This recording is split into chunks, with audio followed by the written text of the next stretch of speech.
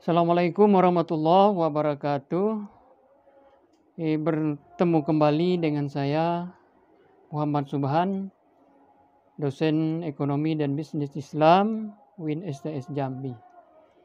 Saya menanggapi beberapa diskusi dari adik-adik tentang pertanyaan-pertanyaan yang dimukakan oleh adik-adik semua. Tapi tidak semua saya jawab karena keterbatasan kita dalam media online ini atau media YouTube ini. Tapi saya yakin nanti di YouTube ini ada kesempatan bagi adik-adik yang sudah menonton atau mendiskusikan, nanti ditayangkan di bawah ini, di bawah penjelasan saya ini. Siapa yang menjelaskan, siapa yang berdiskusi, siapa yang bertanya, nanti muncul. Silakan adik-adik tonton YouTube ini dengan cara subscribe, like, dan share.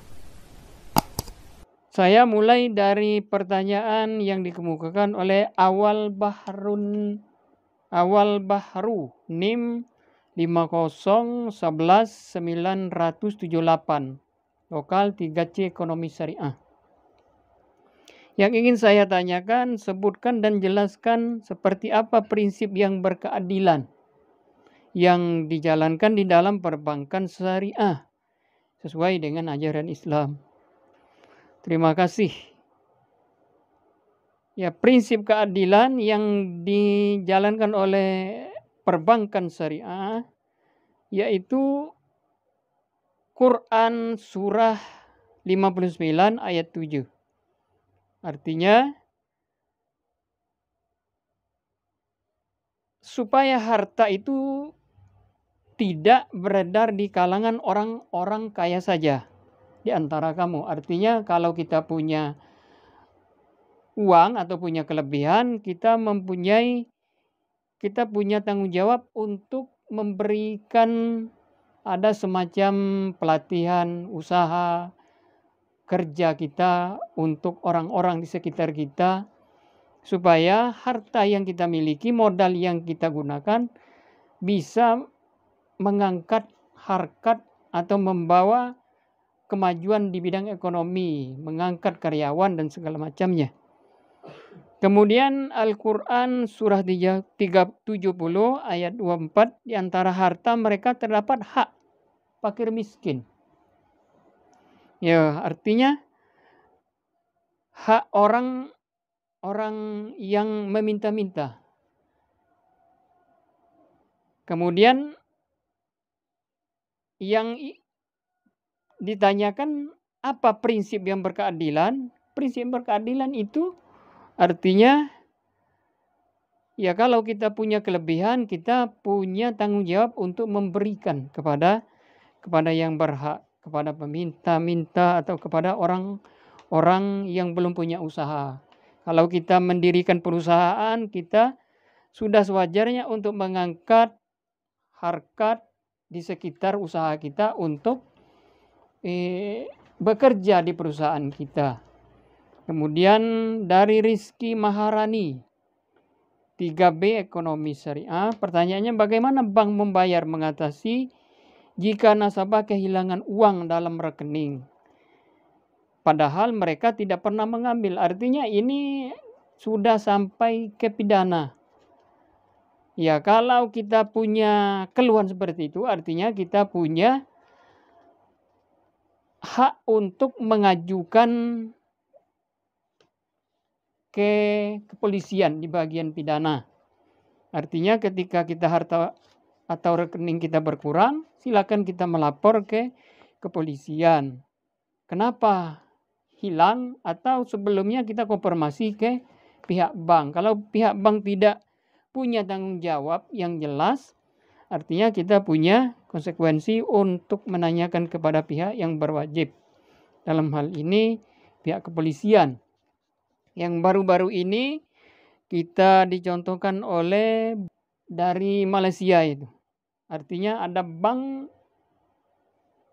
yang kasusnya diajukan oleh nasabah karena kehilangan berapa miliar gitu. Kemudian yang berikutnya, Tania NIM PBS 3A.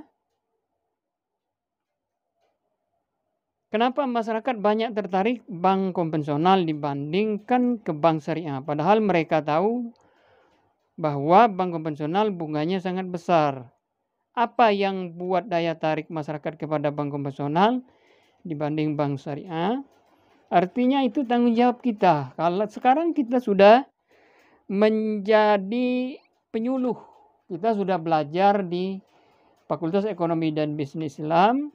Kita tahu bagaimana menyimpan, bagaimana hukumnya bunga bank, bagaimana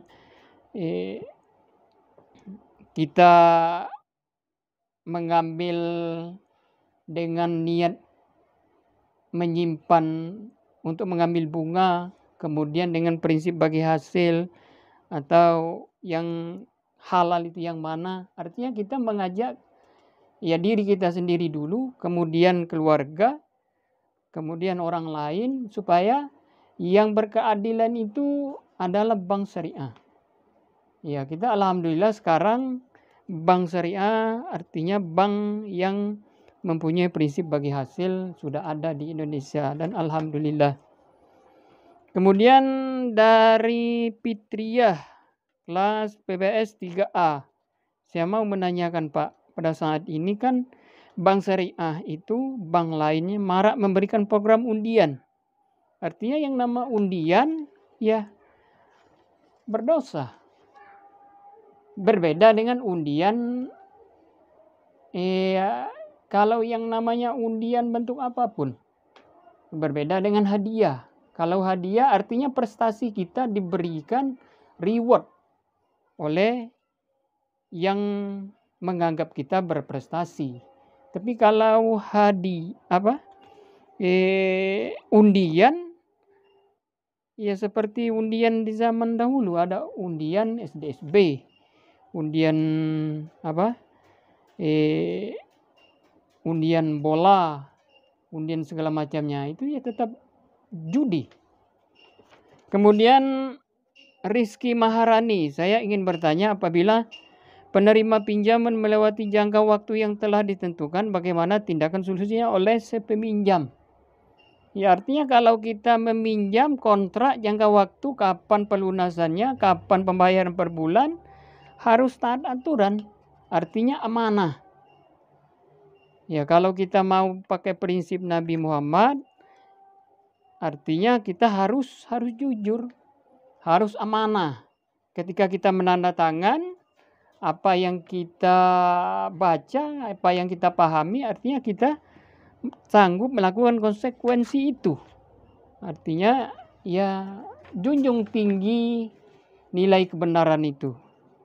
Kemudian dari Amala Dinia 3C Ekonomi Syariah. Jika seorang non-muslim dia menggunakan sistem kredit syariah, artinya bank syariah itu bukan untuk bank orang Islam saja. Artinya semua umat manusia punya hak yang sama bisa menabung di bank syariah. Artinya mereka menanyakan kepada diri pribadi mereka bahwa yang rasa keadilan, rasa menurut prinsip mereka adalah bank syariah. Boleh, tidak ada permasalahan. Jadi bank syariah itu bank untuk umat manusia, bukan hanya umat muslim saja. Mungkin demikian. Ada silakan nanti kalau ada pertanyaan berikutnya saya akan menjawab pada Q&A yang berikutnya juga. Dan saya sudahi. Wassalamualaikum warahmatullahi wabarakatuh.